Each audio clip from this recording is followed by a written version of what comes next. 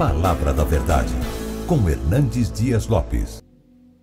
Abra sua Bíblia comigo, por favor.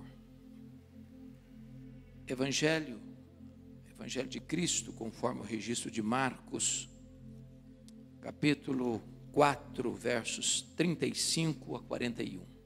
Marcos 4, 35 a 41. Após a leitura, por favor, mantenha sua Bíblia aberta nesse texto. Naquele dia, sendo já tarde, disse Jesus aos seus discípulos: passemos para outra margem. E eles, despedindo a multidão, o levaram assim como estava, no barco, e outros barcos o seguiam. Ora, levantou-se grande temporal de vento, e as ondas se arremessavam contra o barco, de modo que o mesmo já estava a encher-se de água. E Jesus estava na popa, dormindo sobre o travesseiro. Eles o despertaram e lhe disseram: Mestre, não te importa que pereçamos? E ele, despertando, repreendeu o vento e disse ao mar: acalma-te, emudece. O vento se aquietou e fez-se grande bonança. Então lhes disse: por que sois assim tímidos? É que não tendes fé? E eles, possuídos de grande temor, diziam uns aos outros: quem é este, que até o vento e o mar lhe obedecem? Eu quero pensar com vocês sobre o tema: não tenha medo, Jesus está no controle. Quero, à guisa de introdução, fazer aqui 4 declarações categóricas. A primeira delas é que as tempestades da vida são inevitáveis. Elas chegam e chegam para todos. Chegam para as pessoas de todas as idades, de todos os estratos sociais, de todos os credos religiosos. Nenhum de nós vive num jardim engrinaldado de flores. Nenhum de nós vive numa estufa, blindados. As lutas chegam, sem escolher idade, sem escolher profissão, sem escolher status social. Talvez essa pandemia revelou isso de uma maneira tão eloquente para todos nós. As pessoas mais ricas e as mais pobres foram atingidas. Pessoas melhores do que nós partiram. Um dos fatos que me marcou muito, que um dos banqueiros mais ricos do mundo brasileiro veio a óbito, ou foi a óbito. E a sua filha disse algo que me impressionou. Ela disse: meu pai, sendo dono de um dos maiores impérios econômicos do país, morreu por aquilo que é de graça, o ar nos seus pulmões. É que as tempestades chegam, e chegam inevitavelmente na nossa vida. A segunda verdade que eu quero afirmar, a título de introdução, é que as tempestades são também, muitas vezes, imprevisíveis. Chegam de súbito, sem mandar aviso prévio. Às vezes, arrombam a porta da nossa vida e transtornam as nossas emoções. Põe a nossa vida de ponta cabeça, desarticula os nossos planos, altera os nossos projetos. E eu queria ilustrar isso com a geografia onde ocorreu esse episódio. Todos vocês sabem que o mar da Galileia é um lago de águas doces, o maior reservatório de águas doces do Oriente Médio. O mar da Galileia, chamado de Lago de Genezaré, tem 21 quilômetros de comprimento por 14 de largura. Está a 220 metros abaixo do nível do mar Mediterrâneo. Encurralado por montanhas, do lado oriental, as montanhas de Golã, do ocidental, as montanhas da Galileia. No extremo norte de Israel está o monte mais alto da nação, o Monte Hermon, cujo cimo fica coberto de gelo praticamente o ano todo. Ali acontece um fenômeno muito curioso. Às vezes os ventos gelados descem dessa montanha, encurralados pelos montes, sol a pino, dia ensolarado. Esse vendaval bate na superfície do lago e começa subitamente uma tempestade. Possivelmente foi isso que aconteceu. Eles entram no barco e Jesus dá uma ordem: passemos para outra margem. Cansado que estava, foi para a popa do barco, pegou um travesseiro, deitou e dormiu. E nesse ínterim chega uma tempestade avassaladora, fazendo o barco rodopiar. O barco estava se enchendo d'água e indo a pique, subitamente. Às vezes é assim na vida. Você vai ao médico para um exame de rotina e descobre que está com uma doença grave. Você sai com a família para uma viagem de férias, um acidente.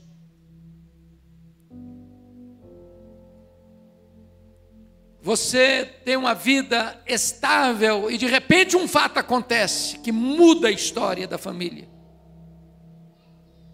Subitamente. Porque as tempestades são não só inevitáveis, mas às vezes imprevisíveis. Mas a terceira verdade que eu gostaria de dizer a título de introdução é que as tempestades são também inadministráveis. Aqueles discípulos eram pescadores, boa parte deles. Nasceram ao redor do lago, cresceram ao redor do lago, trabalhavam no lago, conheciam toda a geografia do lago e já tiveram certamente situações semelhantes, tempestades, às vezes borrascosas, mas enfrentaram e venceram. Eu imagino, pastor Gerson, que quando a tempestade chegou, eu acho que deve ter sido o comentário no barco assim: vamos deixar o mestre dormir? Nós entendemos isso aqui, a gente administra, nós temos experiência, nós temos conhecimento, porém eles perderam o controle do barco. O barco estava sendo açoitado pela fúria das ondas, rodopiando no meio do mar, e eles não tinham mais o controle. Às vezes é assim na vida. Situações domésticas, familiares, de repente perde o controle. A esposa não conhece mais o marido que tem, o marido não conhece mais a mulher que tem, os pais não conhecem mais os filhos que têm. A situação foge do controle, as rédeas não estão mais nas nossas mãos. Mas a última verdade que eu gostaria de declarar é consoladora. As tempestades são também pedagógicas. Irmãos, todos nós cremos aqui no que foi dito agora recentemente pelo nosso querido pastor. O Senhor Jesus é o soberano, é o Rei dos reis, é o Senhor dos senhores, é o todo-poderoso Deus. Ele está no controle do universo. Nós não cremos em acaso, nós não cremos em sorte, nós não cremos em azar, nós não cremos em determinismo, nós não cremos em olho gordo, nós não cremos em horóscopo, nós cremos que aquele que está no trono dirige a história e tem as rédeas da nossa vida em suas poderosas mãos.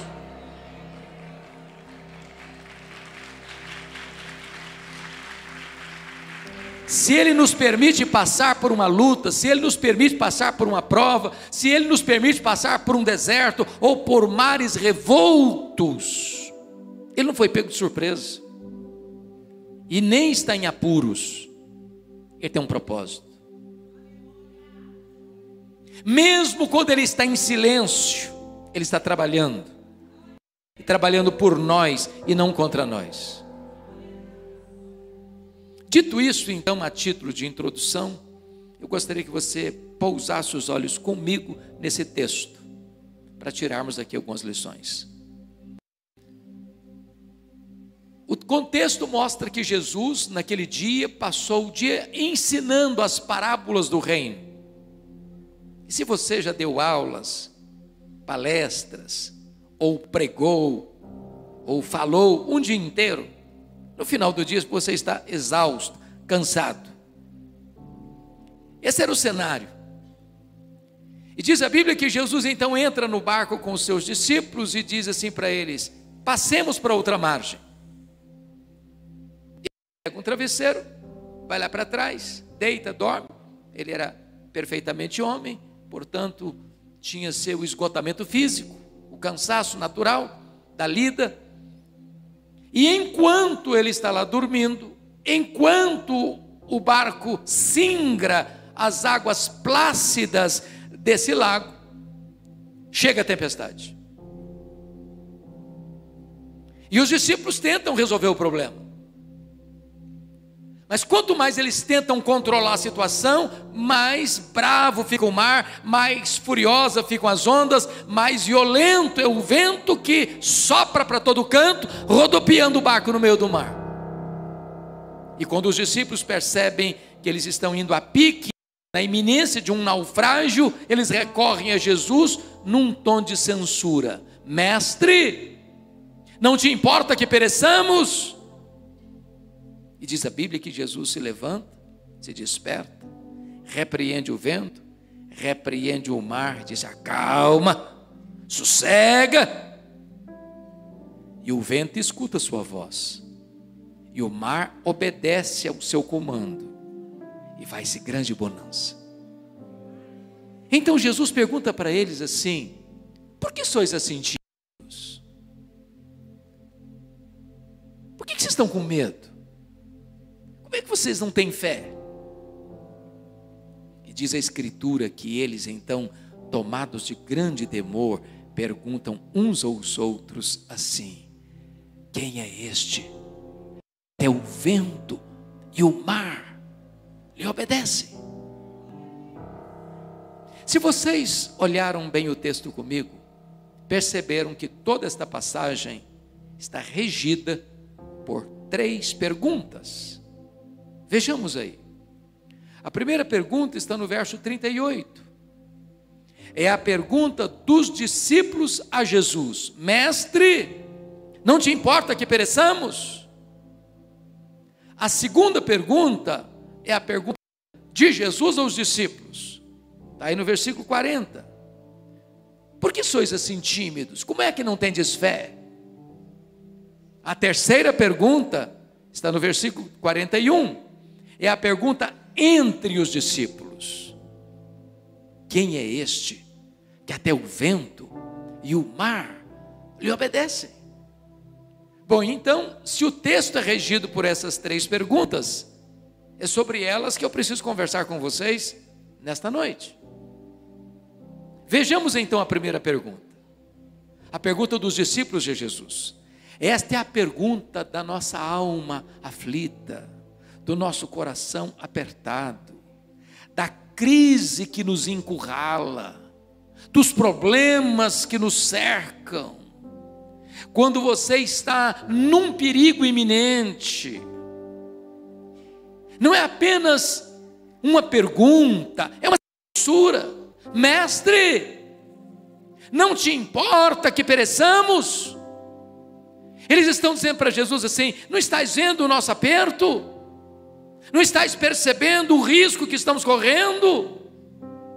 Não estás vendo a morte nos mostrando a sua carranca?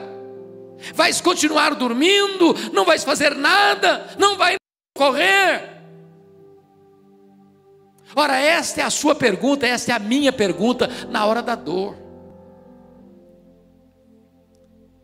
Mas a grande questão é por que eles estão fazendo essa pergunta num tom de censura? O que eles não estão entendendo bem?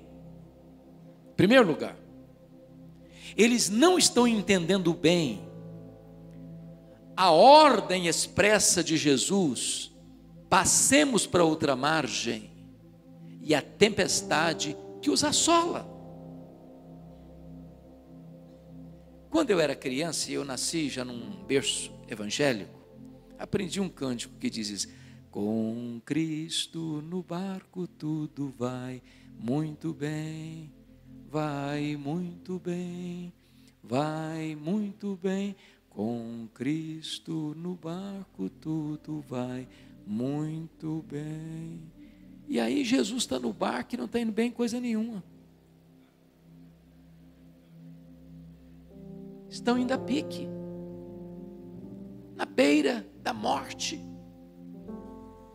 Entender a tempestade que Deus mandou atrás do profeta Jonas é fácil. Ele estava numa rota de desobediência.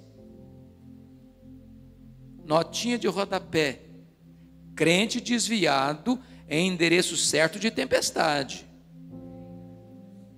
Se você está desviado, Deus vai mandar a tempestade atrás de você. Não para destruir você, para trazer você de volta. Agora, como entender que você está obedecendo a Jesus, andando com Jesus, cumprindo a ordenança de Jesus, e a tempestade chega? Porque a princípio a gente pensa assim: se eu estou andando com Deus vai dar tudo certo. Se eu sou crente, não vai ter problema. Se eu estou obedecendo a Jesus, não vai ter tempestade à vista. Vai ser céu de brigadeiro e mar de águas esmaltadas. O que eles não estão entendendo bem? Em segundo lugar, eles não estão entendendo bem a urgência da necessidade deles com a aparente demora de Jesus. Eu pergunto a vocês: o que Jesus está fazendo naquele barco? Dormindo. Quem está dormindo não está agindo. Permita-lhes dizer, há momentos em que a demora de Deus nos aflige mais do que a própria tempestade. É quando você grita: socorro! Você só escuta o eco da sua voz. É quando você está aí na iminência de um grande risco e o socorro não chega. Você está orando por um enfermo e a enfermidade está piorando. Você está passando uma angústia. E quanto mais você ora, quanto mais você chora, quanto mais você jejua, mais o problema vai te apertando. Eu fico imaginando a cena da Marta. Eu acho que a grande crise da Marta e da Maria lá em Betânia não foi nem a doença do Lázaro, foi a demora de Jesus.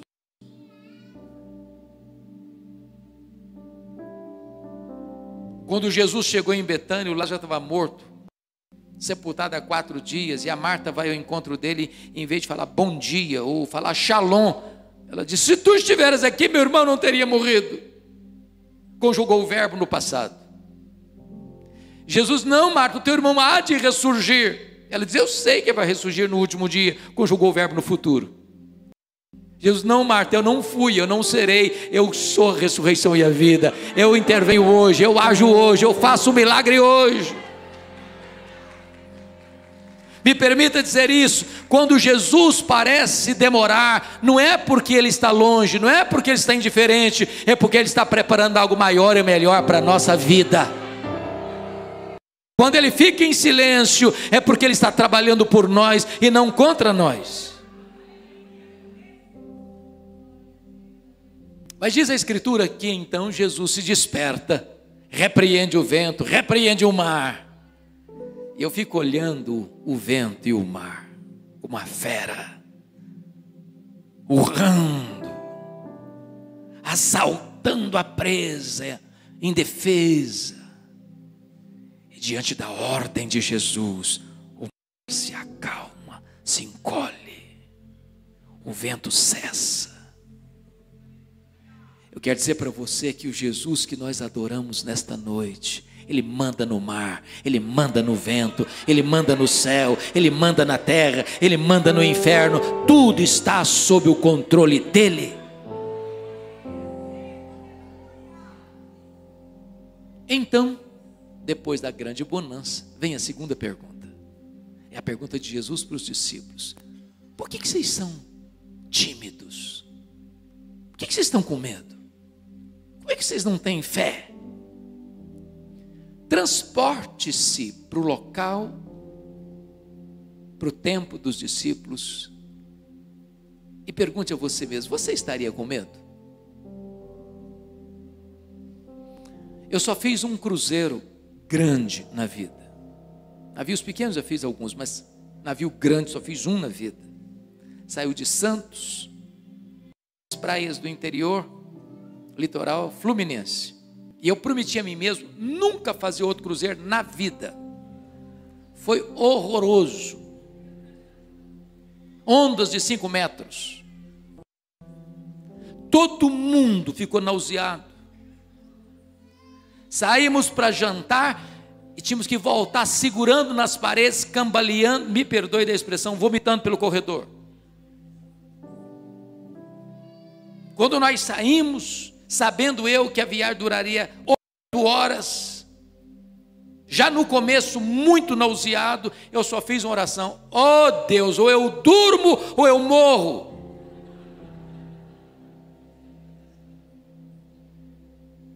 Agora imagina um barquinho pequenininho, já está ficando de noite, a noite já chegou, e o barquinho sendo moído pela fúria das ondas, o barco se enchendo d'água, a morte mostrando a carranca para eles. Eles não têm mais o controle da situação. Aí Jesus pergunta assim: por que vocês estão com medo? Como é que vocês não têm fé? A grande pergunta é por que eles deviam ter fé e não medo. Para ajudar na memorização, dar-lhes-ei um recurso mnemônico e mencionarei 4 razões pelas quais eles deviam ter fé e não medo, todas elas começando com a letra P. Primeiro, por que eles deviam ter fé e não medo? Primeiro, por causa da promessa de Jesus. Versículo 35, confira aí. O que Jesus disse para eles? Passemos para outra margem. Se Jesus disse passemos para outra margem, qual era o destino deles? A outra margem, claro. Então guarde o que eu vou lhe falar agora. Se você esquecer tudo, mas guardar isso, está bom. Promessa de Jesus e realidade são a mesma coisa. Nenhuma das promessas dele cai por terra. Em todas as suas promessas nós temos o sim e nós temos o amém. Ele vela pela sua própria palavra em a cumprir.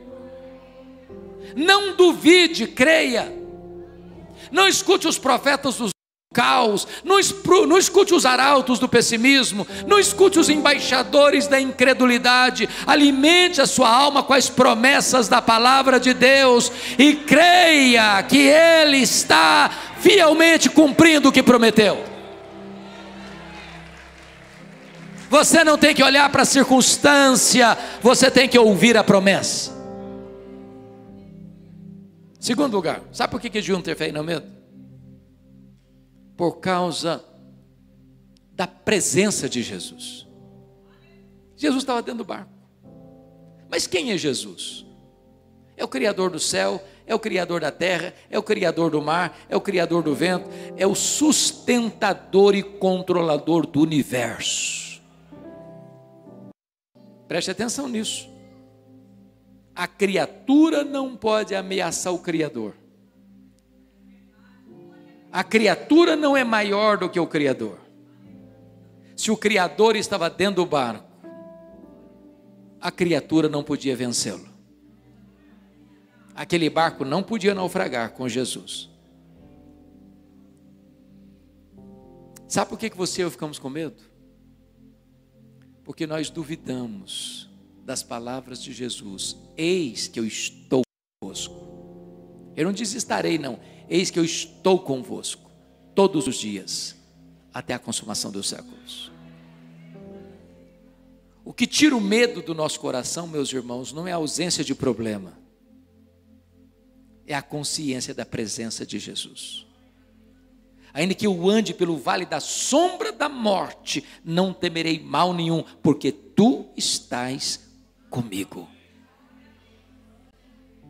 Terceiro lugar, por que eles deviam ter fé e não medo? Primeiro, por causa da promessa. Segundo, por causa da presença. Terceiro, por causa da paz de Jesus.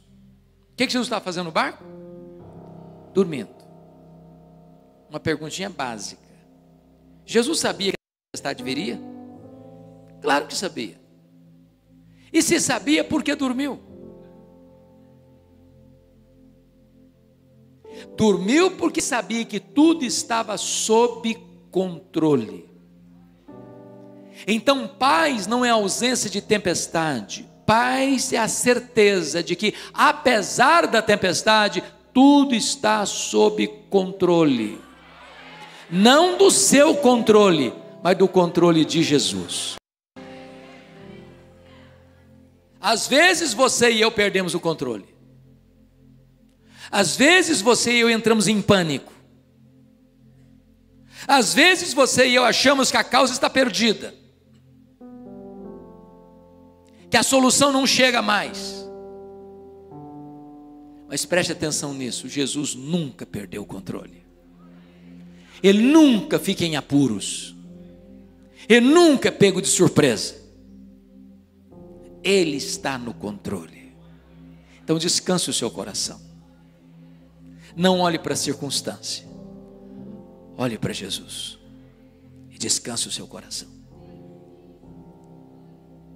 Mas em quarto lugar, por que eles deviam ter fé e não medo? Primeiro, por causa da promessa. Segundo, por causa da presença. Terceiro, por causa da paz. Quarto, por causa do poder de Jesus. Propositadamente, Marcos reúne ao redor desta passagem vários fenômenos que apontam para o poder de Jesus. Se não, vejamos. Aqui, Jesus tem poder sobre a natureza. Ele dá ordens ao mar, ele dá ordens ao vento, e o mar e o vento obedecem. Ele dá ordem às estrelas e elas aparecem. Ele dá ordem ao sol, o sol para. Ele dá ordem a uma mula e ela profetiza. Ele dá ordem aos anjos, eles saem para cumprir as suas ordens. Ele dá ordem aos demônios e eles se calam e saem. Ele dá ordem ao universo e tudo vem a existir. Ele tem controle. Mas logo em seguida, prestem atenção vocês, no capítulo 5, ele desembarca do outro lado do lago, na parte oriental, na região conhecida como Decápolis, 10 cidades gentílicas.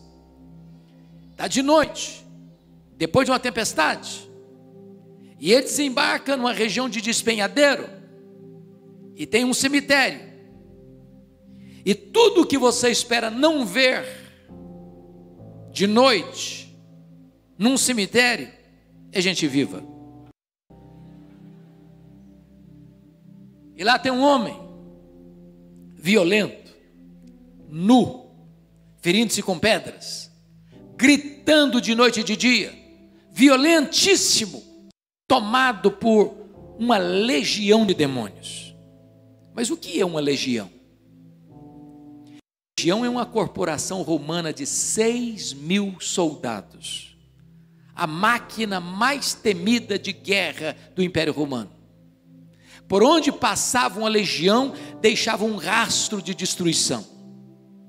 Dentro de um único homem, tem 6.000 demônios. Foragido da lei. Botavam algema nele, ele arrancava e quebrava tudo.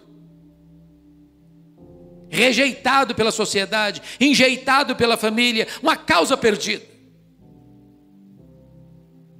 Jesus faz uma viagem proposital, depois de uma tempestade, para dentro de um cemitério, porque uma escória humana, um pária para a sociedade, tem valor para Jesus.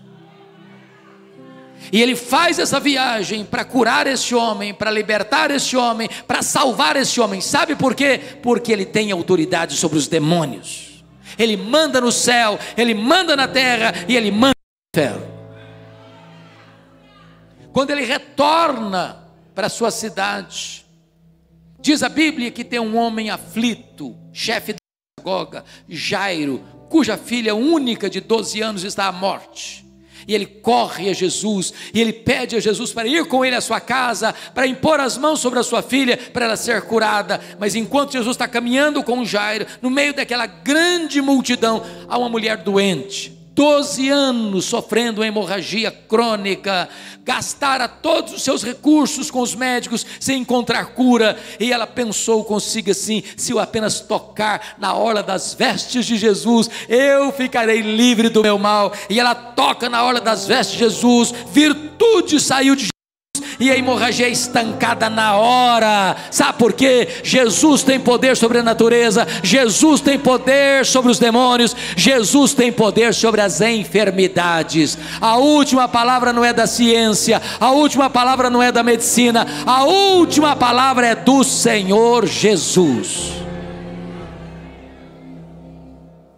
Enquanto Jesus atendia aquela mulher, chegam os emissários da casa de Jairo, dizendo para ele: não incomodes mais o mestre, a tua filha morreu.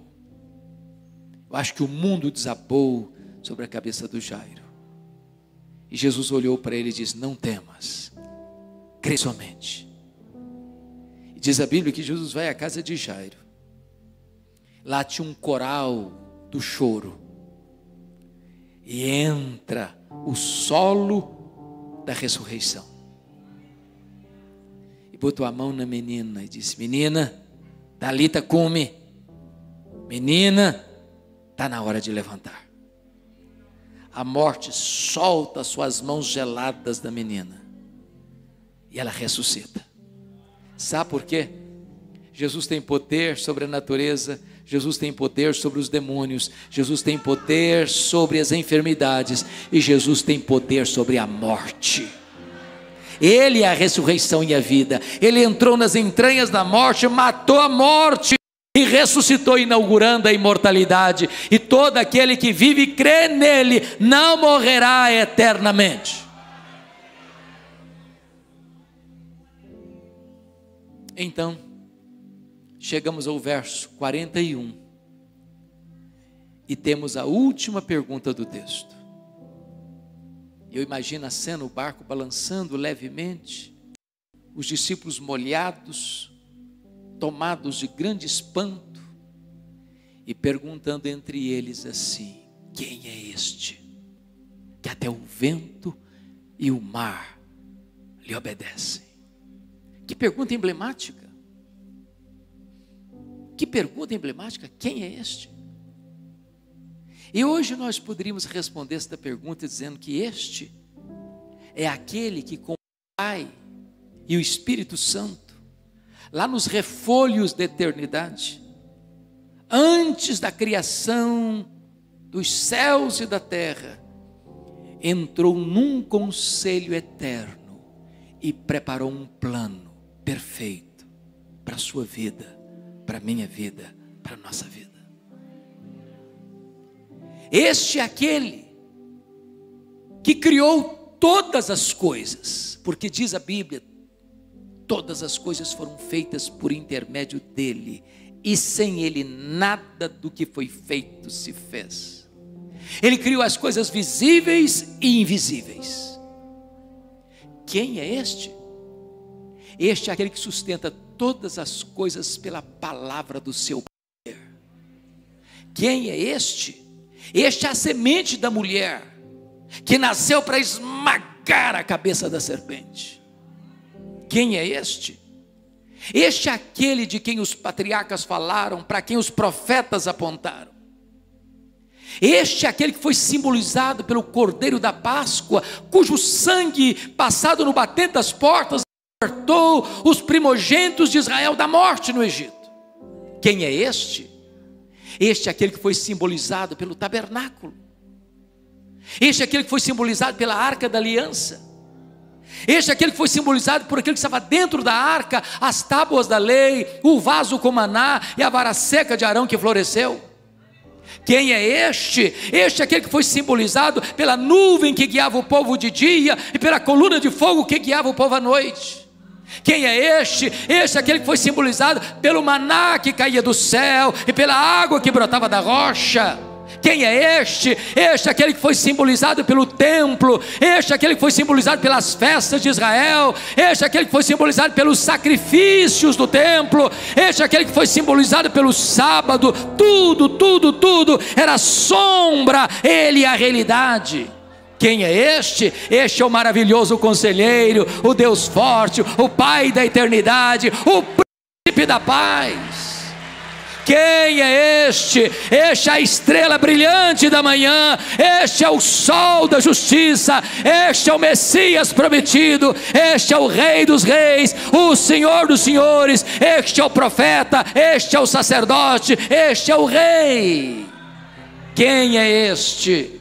Este é aquele que na plenitude dos tempos nasceu de mulher, nasceu sob a lei para ser o nosso Redentor. Quem é este? Este é o Verbo eterno, pessoal, divino, que se fez carne e habitou entre nós, cheio de graça e de verdade, e vimos a sua glória, glória como do unigênito do Pai. Quem é este? Este é o Cordeiro de Deus que tira o pecado do mundo. Este é o Cordeiro que foi morto, mas está vivo pelos séculos e tem as chaves da morte e do inferno. Quem é este? Este é o Alfa e o Ômega. Este é o princípio e o fim. Este é o cabeça da igreja. Este é o fundamento da igreja. Este é o dono da igreja. Este é o edificador da igreja. Este é o protetor da igreja. Quem é este? Este é o grande eu sou. Este é o pão da vida. Este é a luz do mundo. Este é a porta das ovelhas. Este é o bom pastor. Este é a ressurreição e a vida. Este é o caminho e a verdade e a vida. Este é a videira verdadeira. Quem é este? Este é o amado da nossa alma. Este é a nossa alegria. Este é a nossa paz. Este é a nossa justiça. Este é a nossa herança. Quem é este? Este é aquele que veio para fazer o bem e libertar os oprimidos do diabo. Os cegos viram, os surdos ouviram, os mudos falaram, os coxos andaram, os leprosos foram purificados, os mortos ressurgiram. Quem é este? Este é aquele que por amor de nós veio ao mundo. Este é aquele que chorou no Getsemane. Este é aquele que sangrou no Getsemane. Este é aquele que foi cuspido no sinédrio e esbordoado por amor de nós. Quem é este? Este é aquele que foi espancado no pretório romano. Este é aquele que foi cravado com a coroa de espinho em sua fronte. Este é aquele que carregou o lenho maldito pelas ruas apinhadas de Jerusalém, sob os apupos e vaias de uma multidão ensandecida. Quem é este? Este é aquele que morreu pelos nossos pecados segundo as Escrituras, foi sepultado e ressuscitou para nossa justificação. Quem é este? Este é aquele que entrou nas entranhas da morte, arrancou o aguilhão da morte, matou a morte e ressurgiu gloriosamente, inaugurando a imortalidade. Quem é este? Este é aquele que voltou para o céu, está sentado no trono, derramou o Espírito Santo sobre a igreja e é o grande sumo sacerdote, o advogado justo. Quem é este? Este é o noivo da igreja que vai voltar pessoalmente, visivelmente, inesperadamente, irresistivelmente, vitoriosamente para buscar a sua noiva. Quem é este? Este é o juiz de vivos e de mortos, que vai assentar no trono e vai julgar as nações. Quem é este? Este é aquele que vai colocar todos os seus inimigos debaixo dos seus pés e vai entregar o reino ao Deus e Pai, para que Ele seja tudo em todos. Quem é este? Este é o amado da nossa alma, com quem vamos reinar para sempre e sempre e sempre. Quem é este? Este é o amado do nosso coração, que diz para você e para mim: você não precisa ter medo, você precisa ter fé. A Ele a honra, a Ele a glória, a Ele o louvor, a Ele as ações de graças, hoje, agora e eternamente. Aleluia, aleluia, amém.